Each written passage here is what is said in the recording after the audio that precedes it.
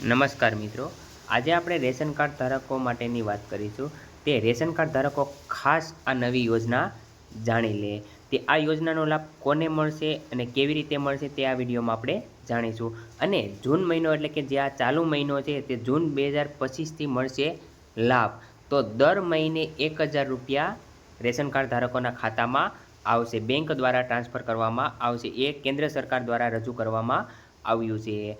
અને કોને લાભ મળશે તે વિશેની આપણે આ વિડીયોમાં વાત કરીશું। એપીએલ કાર્ડ ધારકો, બીપીએલ કાર્ડ ધારકો અને અંત્યોદય કાર્ડ ધારકો, આ ત્રણેય કાર્ડ ધારકોને 1000 રૂપિયા મળશે। તો આ વિડીયોમાં આપણે સંપૂર્ણ માહિતી લેશું। અને જો તમે અમારી ચેનલમાં નવા હોય તો ચેનલને સબસ્ક્રાઈબ કરી દેજો અને બેલ નોટિફિકેશન ઓન કરી દેજો।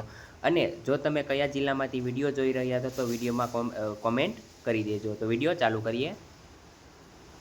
વાત કરીએ તો કેન્દ્ર સરકાર રાષ્ટ્રીય ખાદ્ય સુરક્ષા યોજના એટલે કે NFSA દ્વારા હેઠળ એક નવી યોજના શરૂ કરવાની જાહેરાત કરી છે।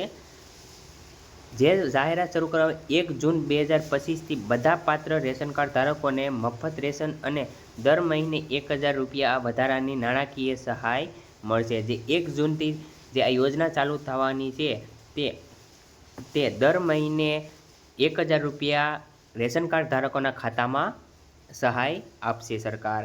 આ યોજના ગરીબ અને મધ્યમ વર્ગના પરિવારોને મોંઘવારીથી રાહત આપવા માટે શરૂ કરવામાં આવી છે। આ જે યોજના છે તે ગરીબ અને મધ્યમ વર્ગના લોકો છે તે માટેની આ યોજના શરૂ કરવામાં આવી છે। આગળ વાત કરીએ તો ગરીબ અને આર્થિક રીતે નબળા પરિવારોને આ સહાય આપવામાં આવશે। અને સરકારનું એવું કહેવું છે કે મફત અનાજની સાથે 1000 રૂપિયાની સહાય ગરીબ લોકોના બાળકોનું શિક્ષણ, દવાઓ અને ઘરના ખર્ચા જેવી જરૂરિયાત સરળતાથી પૂરી પાડી શકીએ। તો જે આ યોજના શરૂ કરવામાં ગરીબ અને આર્થિક રીતે જે નબળા પરિવારના લોકો છે તે સરકાર મફત અનાજની સાથે 1000 રૂપિયા સહાય પણ આપવામાં આવે છે। તે 1000 રૂપિયા શિક્ષણમાં વાપરવામાં આવે, બાળકો માટે દવાઓ અથવા ઘરના ખર્ચા જેવી જરૂરિયાત સરળતાથી પૂરી પાડી શકે। આ યોજના ખાસ કરીને એવા પરિવારો માટે છે જે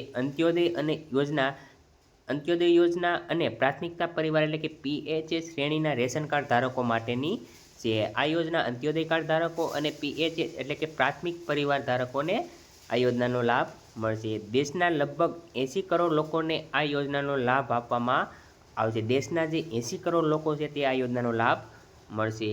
આગળ વાત કરીએ તો યોજનાનો લાભ લેવા માટે તમારા ઘરની વાર્ષિક આવક 2 લાખથી ઓછી હોવી જોઈએ અને રેશન કાર્ડની અંદર દરેક સભ્યોનું KYC હોવું ફરજિયાત છે। જો આ યોજનામાં રેશન કાર્ડ ધારકોને લાભ લેવો હોય તો તમારા ઘરની વાર્ષિક આવક 2 લાખથી ઓછી હોવી જોઈએ। જો 2 લાખથી ઓછી હશે તો જ આ યોજનાનો લાભ મળશે, 2 લાખથી વધારે છે તો આ યોજનાનો લાભ મળશે નહીં। અને બીજું KYC બધા જે સભ્યોનું નામ KYC કરેલું હોવું જોઈએ ફરજિયાત।